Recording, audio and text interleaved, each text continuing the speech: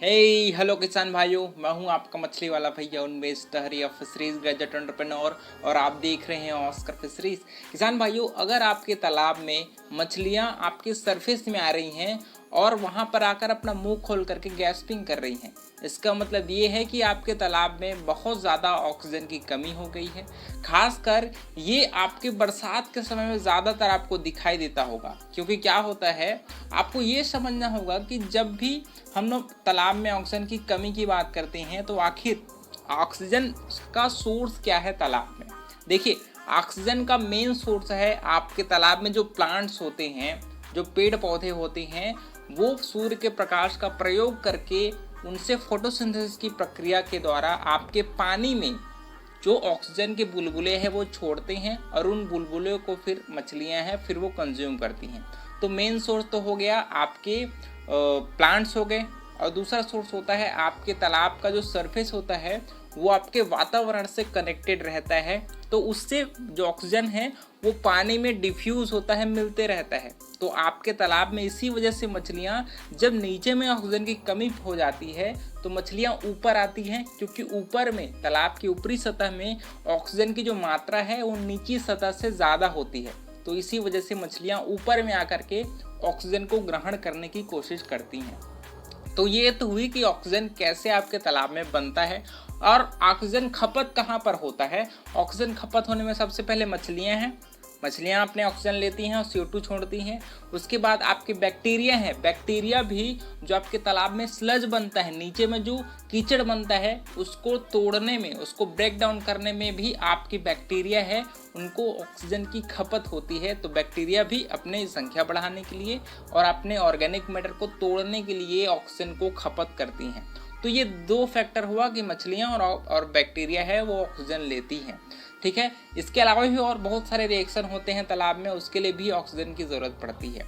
अब बात करते हैं कि अगर आपके तालाब में ऑक्सीजन की कमी पड़ गई है तो वो कौन कौन से तरीके हैं जिसकी मदद से आप ऑक्सीजन बढ़ा सकते हैं। सबसे पहला तरीका है दोस्तों, आप अगर इंटेंसिव कल्चर कर रहे होंगे, ज़्यादा संख्या में मछलियां अपने तालाब में छोड़े होंगे, तो आपको अपने तालाब में या तो आप पैडल व्हील एरिएटर ज़रूर लगाइए, कम से कम 2 HP का, ताकि आपका 1 एकड़ का तालाब में कम से कम 1 एरिएटर है, तब भी आपके तालाब में ऑक्सीजन लेवल है वो सफिशिएंट रहेगा।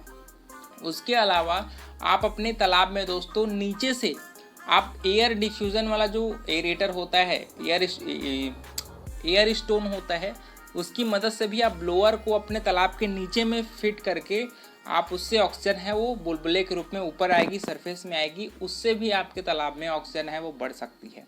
और तीसरी तरीके की बात किया जाए तो आपको अपने तालाब के पानी में, खासकर सुबह सुबह आप 3 से 5-6 बजे के बीच में, आपको अपने तालाब के पानी को अपने ही तालाब में आप अपने बोर के थ्रू या फिर कुछ ऐसे डिवाइस के थ्रू अपने तालाब के पानी को अपने ही तालाब में ऊपर से फाउंटेन के रूप में गिराइए, ताकि ऑक्सीजन का जो कंसंट्रेशन है वो उस पानी में मिल सके और आपके जितना अच्छा से आपके पानी की सरफेस एरिया बढ़ेगी उतना ज़्यादा आपके तालाब में ऑक्सीजन है वो घुलना शुरू होंगी, है ना। तो आपको अपने बोर की सहायता से या तो नया पानी आप सुबह सुबह डाल सकते हैं, या फिर अपने तालाब के पानी को अपने ही तालाब में पंप के द्वारा आप ऊपर से फेंक करके आप उसमें ऑक्सीजन की मात्रा है वो बढ़ा सकती हैं। बहुत लोग देसी तरीका अपनाते हैं, अपने गाय भैंस को भी सुबह सुबह वो तालाब में छोड़ देते हैं ताकि वो अच्छे से ऑक्सीजन है वो बना पाए और आपके तालाब में ऑक्सीजन की मात्रा है वो बढ़ जाए। तो दोस्तों, जितनी अच्छा से आप अपने तालाब में ऑक्सीजन लेवल मेंटेन रखेंगे उतनी ज़्यादा आपकी मछलियों में स्ट्रेस नहीं होगा, साथ ही साथ बहुत अच्छे से ग्रोथ के लिए ऑक्सीजन की बहुत ज़्यादा ज़रूरत पड़ती है। साथ ही साथ आप ऑक्सीजन टेबलेट का भी प्रयोग कर सकते हैं। ऑक्सीजन टेबलेट मार्केट में अवेलेबल है। जब भी आपको लगता है कि क्लाउडी वेदर हो गया, बादल छा गया और मछलियाँ ऊपर में आ रही हैं, तो आपको कम से कम पर एकड़ 15 से 20 टेबलेट आप अपने तालाब में डाल दीजिए, ताकि ऑक्सीजन का लेवल है वो एक मत में रूप में बना रहे। ठीक है, इसके अलावा आप अपने तालाब में चूने का भी प्रयोग कर सकते हैं। चूना क्या करता है, आपके तालाब में जो ऑक्सीजन है उसको बांध करके रखता है और साथ ही साथ CO2 लेवल को कम करने का भी काम करता है।